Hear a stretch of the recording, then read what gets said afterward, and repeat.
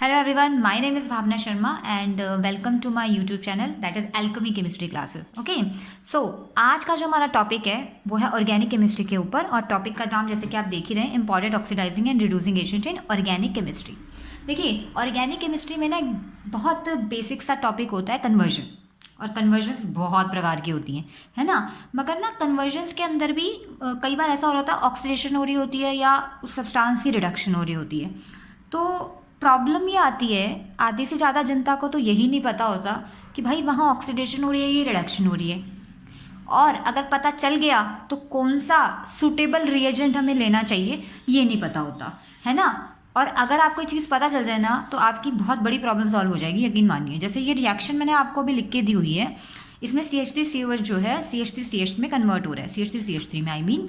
अब पहले दो बातें हैं अगर आप इस रिएक्शन को सॉल्व करना चाहते हैं, बहुत ही सरल रिएक्शन है। पहला कि रिएक्शन क्या है, ऑक्सीडेशन और रिडक्शन, पहले तो आपको ये पता चलना चाहिए। दूसरा क्वेश्चन आपके जहन में ये आना चाहिए कि इसमें सूटेबल रिएजेंट कौन सा यूज़ करेंगे, ठीक है। तो दोनों क्वेश्चंस के आंसर आज मैं आपको देने वाली हूँ कि किसी भी रिएक्शन में how you will check whether it will show oxidation reduction, and the second thing is how you will select the suitable reagent. Okay जी, चलिए तो स्टार्ट करते हैं, इसको बाद में सॉल्व करेंगे, ठीक है। देखिए रिएजेंट बताने से पहले मैं आपको एक ऑर्डर बता रही हूँ और वो आपको याद रखना है।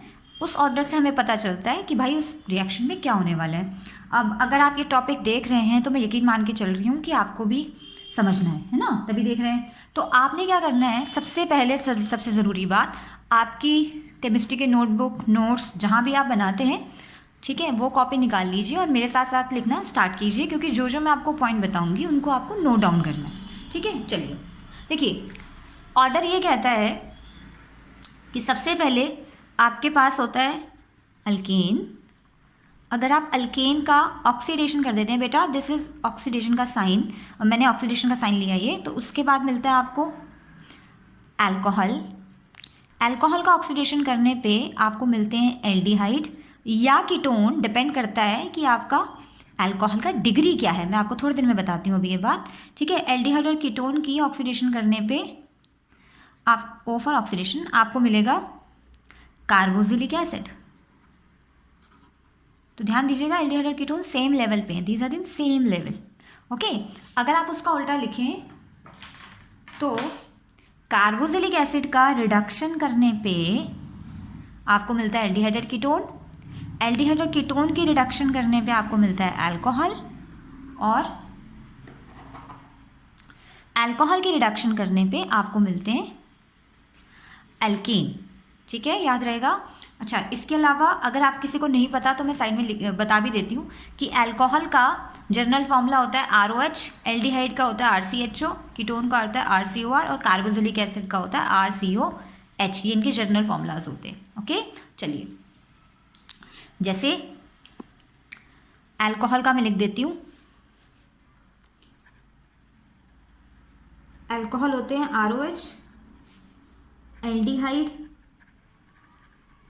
RCHO, कीटोन RCOR, और कार्बोक्सिलिक एसिड होते हैं RCOH। चलिए तो अब हमें फंक्शनल ग्रुप पता चल गए। अल्केन को हम पूछ नहीं रहे, हमारा मेन यहाँ पे इसका यूज़ नहीं होने वाला है, तो हम यहाँ पे कहाँ से चल रहे हैं, हम चल रहे हैं अल्कोहल से कार्बोक्सिलिक एसिड की तरफ, और या फिर कार्बोक्सिलिक एसिड से उल्टा।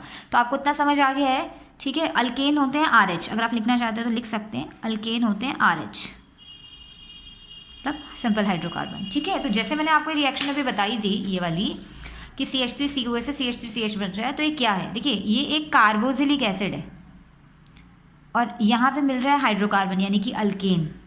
तो कार्बोक्सिलिक, ध्यान से देखिएगा, कार्बोक्सिलिक एसिड से अल्केन बन रहा है, तो कैसे बनाएंगे आप कार्बोक्सिलिक एसिड से, जब आप क्या कराओगे, इसकी इधर से इधर चलना है ना आपने, जब आप इसकी रिडक्शन कराओगे, यानी कि ये रिडक्शन की रिएक्शन थी। सुटेबल रिड्यूसिंग एजेंट कौन सा लेंगे वो अभी थोड़ी देर में देखते हैं, ठीक है। चलिए रिएक्शन स्टार्ट करने से पहले आपको दो बातों का ध्यान रखना है, इंपॉर्टेंट पॉइंट, क्या कि जब भी आप किसी ऑक्सीडेशन और रिडक्शन रिएक्शन की बात करते हैं ऑर्गेनिक में, तो वहाँ पे सबसे पहली बात, कार्बन नंबर हमेशा सेम रहते हैं, carbon number remain same in reaction, मतलब जितने कार्बन रिएक्टेंट में हैं उतने ही प्रोडक्ट में होंगे, कम ज़्यादा नहीं करने, कार्बन नंबर सेम रहते हैं। अदरवाइज ऑर्गेनिक की कई रिएक्शन में कार्बन कम ज़्यादा होते हैं, इसमें नहीं होते हैं, इसमें कार्बन नंबर सेम रखने हैं। दूसरी बात, फंक्शनल ग्रुप की पोजीशन नहीं चेंज करी, the position of functional group is same, position of functional group is same. हाँ, अगर आपका रिएक्टेंट स्प्लिट हो रहा है और फिर प्रोडक्ट दे रहा है तो फंक्शनल ग्रुप की पोजीशन चेंज हो सकती है, otherwise position of functional group is same. दो बातें याद रहेंगी, कार्बन नंबर सेम रहेंगे और फंक्शनल ग्रुप की पोजीशन सेम रहेंगी। ठीक है जी। अब मैं आपको बताती हूँ कि कौन सी कन्वर्जन के लिए आपको कौन सा एजेंट लेना है। आई थिंक ये चीज़ आपको क्लियर हो गई है। 2-3 एग्जाम्पल मैं आपको और बता देती हूँ। जैसे सपोज कीजिए आपने लिखा, आपके पास हुआ CH3CH2OH और आपने बनाया CH3CHO, तो ये ऑक्सीडेशन है कि रिडक्शन है, जल्दी से बताइए। CH3CH2OH से बन रहा है CH3CHO, क्या है ये? अल्कोहल है ना बेटा, और यहाँ पे बन रहा है एल्डिहाइड, तो अल्कोहल से एल्डिहाइड, ध्यान से देखिए क्या है, अल्कोहल से एल्डिहाइड बन रहा है। तो अल्कोहल से एल्डिहाइड कब बनेगा? जब ऑक्सीडेशन होगी, तो ये ऑक्सीडेशन की रिएक्शन है। क्लियर हो गया। अब मान लीजिए एल्डिहाइड से बन रहा है CH3CH2CH3COH, तो एल्डिहाइड से CH3COH बन रहा है। अब CH3OH क्या है? Carboxylic acid. तो देखिए ऑर्डर चेक कीजिए, एल्डिहाइड से कार्बोक्सिलिक एसिड बनना क्या कहलाता है? ऑक्सीडेशन कहलाता है। तो इसी तरीके से आप चेक कर सकते हैं कि रिडक्शन है कि ऑक्सीडेशन है। अब चेक तो आपने कर लिया, अब ज़रूरत है एक सूटेबल रिएजेंट की। तो एक एक करके पढ़ते हैं, क्योंकि हर कन्वर्जन में रिएजेंट सेम नहीं होता, चेंज हो जाता है। चाहे आप रिडक्शन नहीं करा रहे हैं, पर डिपेंड करता है कि आप कौन सा रिएजेंट, कौन सा रिएक्शन करा रहे हैं। आपको स्ट्रॉन्ग रिड्यूसिंग एजेंट भी लेना पड़ सकता है, वीक भी लेना पड़ सकता है ना। चलिए देखते हैं फिर। तो सबसे पहले जो रिएक्शंस मैं आपको बता रही हूँ बेटा, वो ऑक्सीडेशन की हैं। तो ऑक्सीडेशन रिएक्शंस, ओके।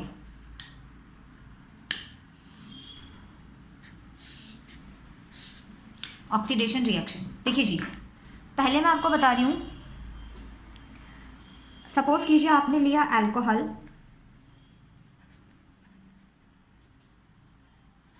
अल्कोहल की ऑक्सीडेशन। अब ध्यान देना, अल्कोहल की जब आप ऑक्सीडेशन करा रहे हैं तो हो सकता है कि आपको अल्कोहल से सिर्फ एल्डिहाइड कीटोन बनाना हो, this is one step oxidation. हो सकता है आपको कार्बोक्सिलिक एसिड बनाना हो, दो काम हो सकते हैं ना। तो मैं आपको दोनों बताऊंगी कि how you can convert alcohol to aldehyde या ketone, and how you can convert alcohol to carboxylic acid. जो मैं पहले आपको बता रही हूँ वो है अल्कोहल से एल्डिहाइड और कीटोन बनाना, एल्डिहाइड और कीटोन। ठीक है, तो यहाँ पे जो आप रिड्यूसिंग एजेंट, रिडक्शन हो रही है ना, सॉरी ऑक्सीडेशन हो रही है ना, अल्कोहल से एल्डिहाइड कीटोन, ये ऑक्सीडेशन की रिएक्शंस हैं। तो जो रिएजेंट आप यहाँ पे ले सकते हैं उसमें से पहले है हमारे पास बहुत ही पॉपुलर PCC, इसको बोलते हैं पिरिडीनियम क्लोरोक्रोमेट। ये ऑप्शंस हैं आपके पास, ठीक है। PCC ले सकते हैं, C5H5NH positive, this is called pyridinium हो गया। CrO3 क्रोमेट और Cl नेगेटिव क्लोरो, तो पिरिडीनियम, समझ आ रहा है आपको, पिरिडीनियम क्लोरोक्रोमेट। ठीक है जी, शॉर्ट फॉर्म में इसको PCC कहते हैं। या आप ले सकते हैं, या है मतलब एक ही लेना है, दोनों नहीं ले लेने। या फिर आप ले सकते हैं कॉलिन्स रिएजेंट। कॉलिन्स रिएजेंट होते हैं CrO3.2 मोल्स ऑफ C5H5N, यानी कि CrO3 को लेना है आपने पिरिडीन के साथ। ठीक है, C5H5 का मतलब होता है पिरिडीन। ये दो आप ले सकते हैं, ठीक है। These are the mild. एक तीसरा है, पर ध्यान देना वो ऑक्सीडाइजिंग एजेंट नहीं है। कॉपर भी ले सकते हो आप, कॉपर और /573 केल्विन, मतलब कॉपर को अगर आप 573 के साथ टेम्परेचर पे ले लें तो वो भी अल्कोहल को एल्डिहाइड में बदल देता है, बट वो एजेंट नहीं है आपका, रिड्यूसिंग एजेंट, ऑक्सीडाइजिंग एजेंट नहीं है, तो मैं फिलहाल वो नहीं लिख रही हूँ। ठीक है, इन दोनों की खास बात क्या है? इनकी खास बात ये है कि ये माइल्ड ऑक्सीडाइजिंग एजेंट है। OA का मतलब ऑक्सीडाइजिंग एजेंट, इसीलिए ये अल्कोहल को सिर्फ एल्डिहाइड और कीटोन में बदलेंगे, कार्बोक्सिलिक एसिड तक नहीं ले जाएंगे। तो अगर आप चाहते हो कि आपको सिर्फ एल्डिहाइड स्टेज तक ही रिएक्शन मिले, आपको एसिड नहीं चाहिए, आपको उसकी फर्दर ऑक्सीडेशन नहीं करानी, तो सिर्फ इतना काम कराने के लिए you need a milder oxidising agent. That's why we can use either PCC or Collins, because they only stop the oxidation reaction to aldehydic और कीटोनिक स्टेज। कार्बोक्सिलिक एसिड ये नहीं बनाते, ये इनकी अच्छी बात है। दूसरी अच्छी बात ये है कि डबल बॉन्ड को प्रभावित नहीं करते, डज नॉट अफेक्ट, अफेक्ट आएगा ना, does not affect C double bond C, ये C double bond C, sorry मैं यहाँ लिख देती हूँ, आपको दिख नहीं रहा होगा, does not affect C double bond C, ये सी डबल बॉन्ड सी को प्रभावित नहीं करते। ठीक है, इसका मतलब ये हुआ कि सपोज कीजिए आपको रिएक्शन लिखनी है, सपोज कीजिए आपने लिखना है CH3 CH double bond CH CH2OH। तो ध्यान दीजिएगा इस रिएक्शन में ओ डबल बॉन्ड भी है, आप चाहते हो कि आपका डबल बॉन्ड प्रभावित ना हो, तो आप PCC ले लो। PCC क्या करेगा, OH को एल्डिहाइड में बदल देगा, तो आपको मिलेगा CH3 C double bond CH। देखिए आपका ये कार्बन नंबर 1 है, ये 2 है, ये 3 है, 4 है, कार्बन नंबर 1 पे OH आया है, तो आपका पहले वाला फंक्शनल ग्रुप कार्बन नंबर 1 पे है, तो जो नया फंक्शनल ग्रुप होगा वो भी कार्बन नंबर 1 पे ही लगेगा। तो ये रहा कार्बन नंबर 1, तो यहाँ पे लगा दो CHO। समझ रहे हैं आप? आपने एक और कार्बन ना बढ़ाई ना कम की, कार्बन नंबर अभी भी 1 2 3 4, अभी भी कार्बन नंबर 4 है, अभी भी 4 है, बट आपने अल्कोहल को किस में चेंज कर दिया, एल्डिहाइड में। तो please remember whenever you are doing oxidation and reduction reaction, don't change the number of carbon atom. Similarly the position of functional group should remain same। जैसे अभी भी OH 1 पे था और जो नया वाला फंक्शनल ग्रुप आया वो भी 1 पे आया। अगर आप देखें तो डबल बॉन्ड प्रभावित नहीं हुआ, मतलब डबल बॉन्ड अफेक्ट नहीं हुआ। ये बहुत बहुत इंपॉर्टेंट पॉइंट है याद रखने के लिए। ठीक है जी, चलिए तो ये तो हमारे हो गए PCC या कॉलिन्स। ठीक है, अगर आप बोलोगे कि मैम अगर मुझे अल्कोहल से कार्बोक्सिलिक एसिड बनाना है, मतलब मुझे डायरेक्ट कार्बोक्सिलिक एसिड बनाना है, तो क्या करें? तो इन दोनों को लेके तो कोई फ़ायदा नहीं है, बिकॉज ये तो बहुत वीक है। तो आप क्या लोगे, आप कोई स्ट्रॉन्गर ऑक्सीडाइजिंग एजेंट लोगे। तो यहाँ पे अगर आपको अल्कोहल को कन्वर्ट करना है कार्बोक्सिलिक एसिड में, तो you need a stronger oxidising agent, तब इनसे काम नहीं चलेगा। तो हम लेते हैं KMnO4 पोटेशियम परमैंगनेट, या फिर आप ले सकते हो या सेकंड ले सकते हो K2Cr2O7 भी ले सकते हो आप H2SO4 के साथ। तो these are the 2 options you have, इधर KMnO4 और K2Cr2O7। और दोबारा बता रही हूँ, और करके दोनों एक साथ नहीं लेने, एक टाइम पे एक ही लेने, जो आपको अच्छा लगे आप वो ले लो। These are the strong oxidising agent. ठीक है, तो लिख लो strong oxidising agent. Okay, next है कि अगर आपको एल्डिहाइड और कीटोन से कार्बोक्सिलिक एसिड बनाना है, तो अच्छा मैं यहाँ पे एक बात बताना चाहती हूँ आपको कि आपको कैसे पता चलेगा कि कब एल्डिहाइड मिल रहा है कब कीटोन मिल रहा है, इसकी जानकारी कैसे होगी? तो यहाँ पे प्लीज़ एक बात नोट कर लो, क्या अगर आपका 1 डिग्री का अल्कोहल है तो ऑक्सीडेशन, दिस इज ये जर्नल साइन होता है ऑक्सीडेशन का। इसका मतलब होता है कि कोई भी आपने ऑक्सीडाइजिंग एजेंट ले लिया, कोई अनस्पेसिफाइड ऑक्सीडाइजिंग एजेंट है, मतलब हमको नहीं पता कि ऑक्सीडाइजिंग एजेंट कौन सा है, पर हमको इतना पता है कि ऑक्सीडेशन की रिएक्शन है। ठीक है, तो अगर आप 1 डिग्री का अल्कोहल लेते हो बेटा, तो वो आपको हमेशा एल्डिहाइड देगा ऑक्सीडेशन करने पे, और अगर आप 2 डिग्री का अल्कोहल लेते हो तो आपको ऑक्सीडेशन करने पे हमेशा कीटोन मिलेगी। याद रहेगा? इसका मैं एग्जांपल बता देती हूँ आपको कि कैसे बनाइए। जैसे सपोज कीजिए आपने लिया CH3 CH2OH, तो ये 1 डिग्री का अल्कोहल है, क्योंकि इसमें जो अल्फा कार्बन है वो 1 डिग्री की है। ठीक है, तो 1 डिग्री के अल्कोहल को अगर आप ऑक्सीडेशन करते हो तो it will give CH3 CHO, aldehyde है ना ये। पर अगर आपने लिया होता CH3, ये कितने डिग्री की अल्कोहल है? 2 डिग्री की है ना, अल्फा कार्बन 2 डिग्री के, क्योंकि 2 कार्बन से अटैच है। तो यहाँ पे अगर आप ऑक्सीडेशन करते हो तो आपको मिलता है CH3 C double bond O CH3, ketone मिलता है। तो whether you will get aldehyde और ketone, that will totally depend on the degree of your alcohol. ये भी पॉइंट नोट कर लो। ओके, चलिए हाँ जी, नेक्स्ट हमारे पास, अगर आपको एल्डिहाइड और कीटोन से कार्बोक्सिलिक एसिड बनाना हो तो आप कैसे बनाएंगे, ठीक है। तो देखिए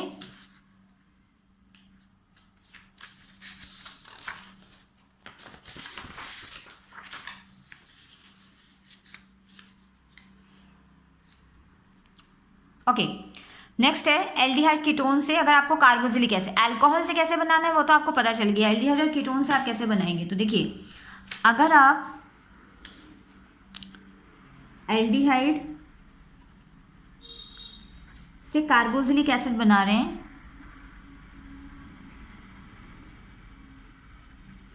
तो आपको कोई स्ट्रॉन्ग ऑक्सीडाइजिंग एजेंट लेना पड़ेगा, क्योंकि कार्बोक्सिलिक एसिड जो है वो काफ़ी अच्छी खासी ऑक्सीडेशन पे ही मिलेंगे। तो यहाँ पे आप ले सकते हो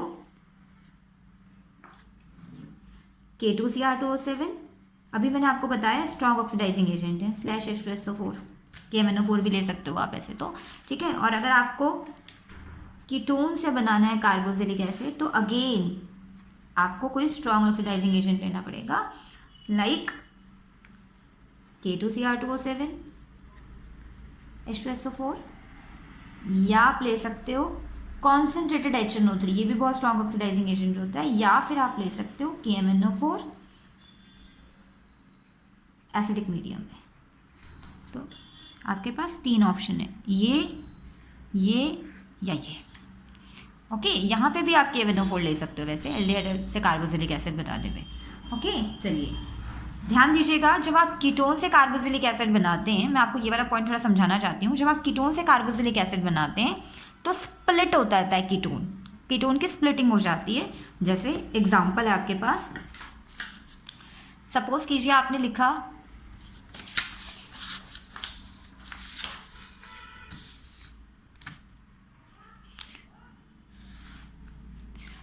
आपने लिखा CH3COCH3 और आपने इसमें कॉन्सेंट्रेटेड HNO3 डाल दिया।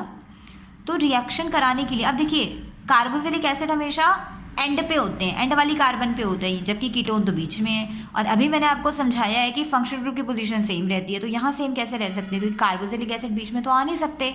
तो जब भी आप कीटोन को ऑक्सीडेशन कराएंगे तो ध्यान रखना कि कीटोन को ब्रेक होना ही पड़ेगा, ठीक है। तो कार्बोनाइल ग्रुप ये होता है CO ग्रुप, कार्बोनाइल ग्रुप, उसके साथ वाली कार्बन जो बॉन्ड है उसको टूटना पड़ेगा। तो ये तो सिमेट्रिकल कीटोन है, आप कहीं से भी तोड़ दो। तो आपने मान लो यहाँ से तोड़ दिया, तो इधर आपको क्या मिला, इधर आपको मिले 2 कार्बन वाला और इधर मिला आपको 1 कार्बन वाला ग्रुप, मिला ना।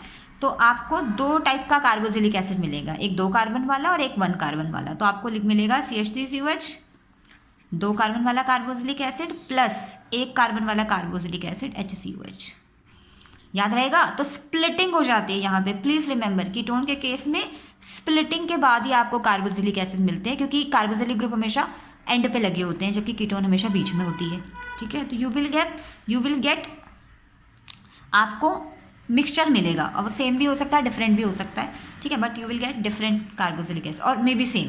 ओके चलिए, हाँ आपके यहाँ पे एक सवाल उठ रहा होगा कि मैडम अगर आपके पास कीटोन ऐसी हुई, जैसे सपोज कीजिए आपने लिखा CH3CO CH2CH3, तो अब कहाँ से ब्रेक करें, यहाँ से कि यहाँ से। तो देखिए यहाँ पे एक रूल होता है जिसको बोलते हैं पॉपअप रूल।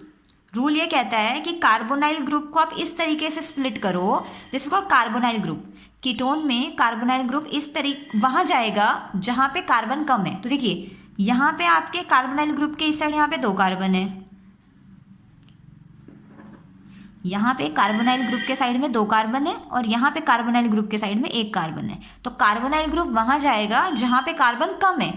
तो बेटा कार्बन कम कहाँ है, इस साइड, यानी कि ये इस तरफ से टूटेगा, क्योंकि CO ग्रुप वहाँ जाएगा जहाँ कार्बन कम है, ठीक है जी। अब देखो यहाँ टोटल कार्बन 2 होगी ना, यहाँ पे टोटल कार्बन 2 होगी, यहाँ पे टोटल कार्बन 2 होगी, ठीक है। तो आपको 2 कार्बन वाला कार्बोक्सिलिक एसिड मिलेगा और यहाँ पे भी 2 कार्बन वाला, तो आपको मिलेगा CH3COH प्लस CH3COH। रिएक्शन ये हमने कॉन्सेंट्रेटेड HNO3 के साथ ही की है। मैं आपको ये बताना चाहती हूँ कि ये जो रूल फॉलो हुआ है इसको बोलते हैं popup rule, POPOFF, popup rules. Popup rules अगर आपने लिखना चाहते हो तो लिख लो। क्या कहता है पॉपअप रूल्स, कि जब भी आपके पास अनसिमेट्रिकल कीटोन होते हैं, मतलब अनसिमेट्रिकल कीटोन का मतलब है जहाँ पे CO के दोनों तरफ कार्बन नंबर अलग है, उसको अनसिमेट्रिकल कीटोन कहते हैं। दिस इज अनसिमेट्रिकल, अनसिमेट्रिकल, तो अनसिमेट्रिकल कीटोन के केस में the CO group will goes to that side which contain a lesser number of carbon, तो इसलिए ये इधर से सिट गया और इधर चला गया। याद रहेगा बेटा, यहाँ कोई दिक्कत नहीं है because it is symmetrical, because it is symmetrical ketone, तो कोई दिक्कत ही नहीं है। ओके चलिए, तो ये रही ऑक्सीडेशन की रिएक्शंस, हमने सारी रिएक्शन कवर कर ली है। यहाँ पर आपके पास एल्डिहाइड, अल्कोहल से एल्डिहाइड कीटोन कैसे बनाएंगे ये भी कर लिया, अल्कोहल से कार्बोक्सिलिक एसिड कैसे बनाएंगे ये भी कर लिया, और अल्कोहल से एल्डिहाइड कीटोन, अल्कोहल से कार्बोक्सिलिक एसिड और एल्डिहाइड कीटोन से कार्बोक्सिलिक एसिड कैसे बनाएंगे ये मैंने आपको बता दिया।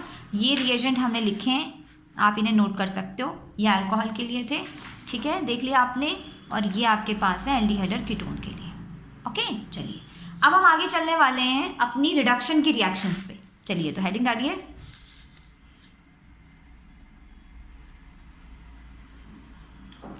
Reduction reactions.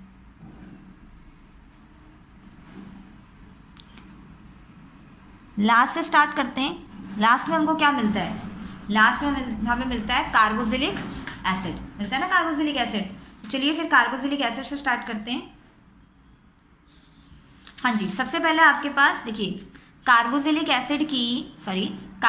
एसिड की रिडक्शन करके एल्डिहाइड और कीटोन मिलता है, अल्कोहल भी मिलता है और अल्केन भी गैस मिलता है। तो मैं सबसे पहले करा रही हूँ कि कार्बोक्सिलिक एसिड से अल्केन कैसे मिलेगा, ठीक है।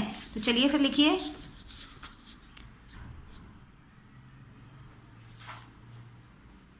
कार्बोक्सिलिक एसिड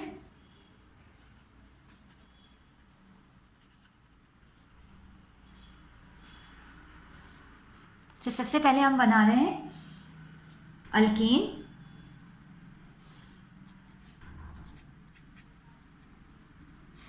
इतना समझ आ रहा है कि रिडक्शन हो रही है। ऑब्वियसली अगर आपको ऑर्डर याद है तो आपको समझ आ रहा होगा, ठीक है।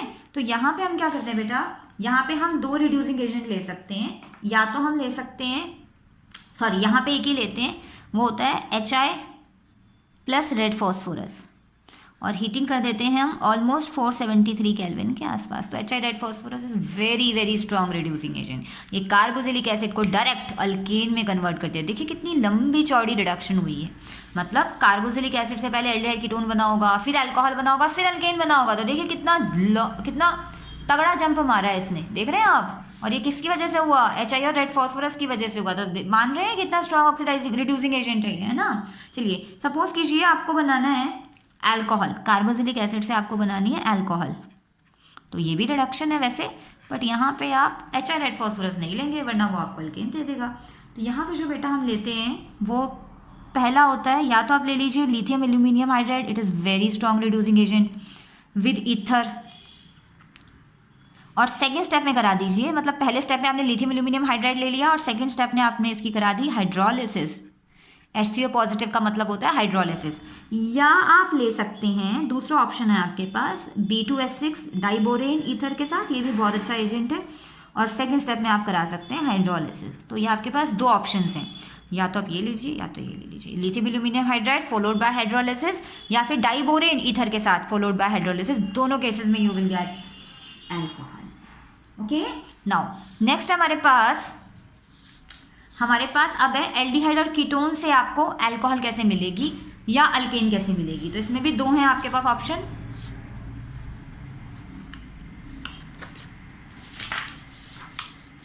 हाँ जी। नेक्स्ट है आपके पास, आपने बनाना है एल्डिहाइड और कीटोन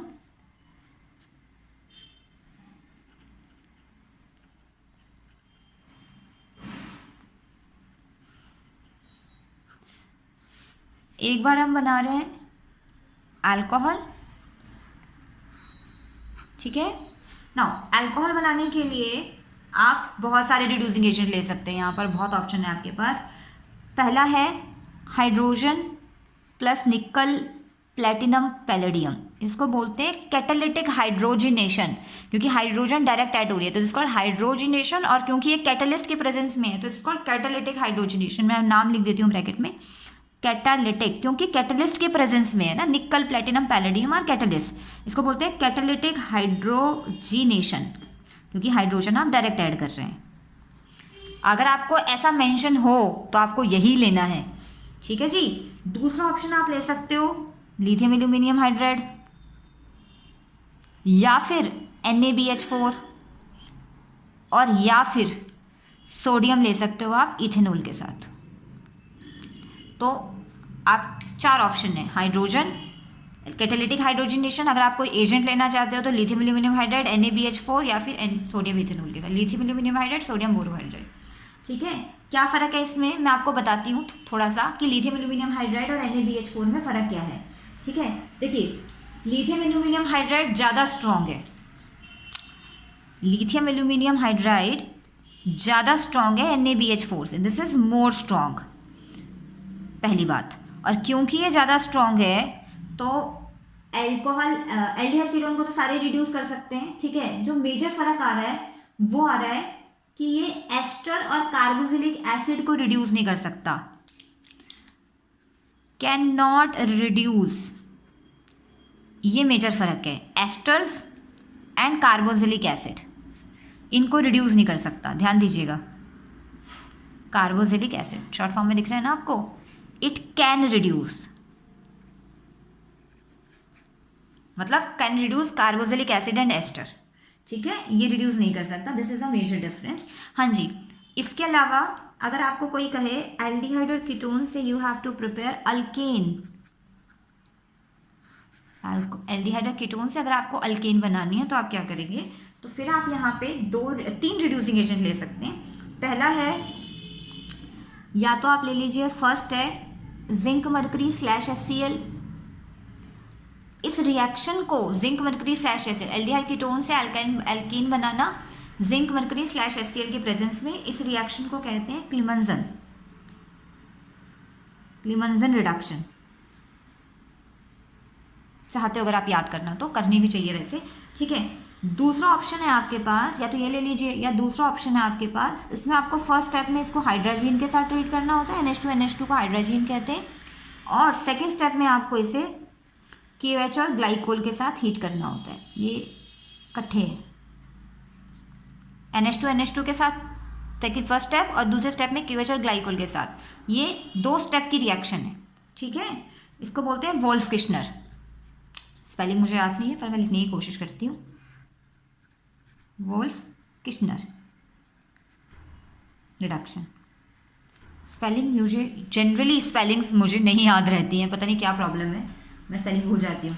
और तीसरा यहाँ पे जो आप ऑप्शन ले सकते हैं वो हो सकता है हमारा प्यारा HI, red phosphorus with heating.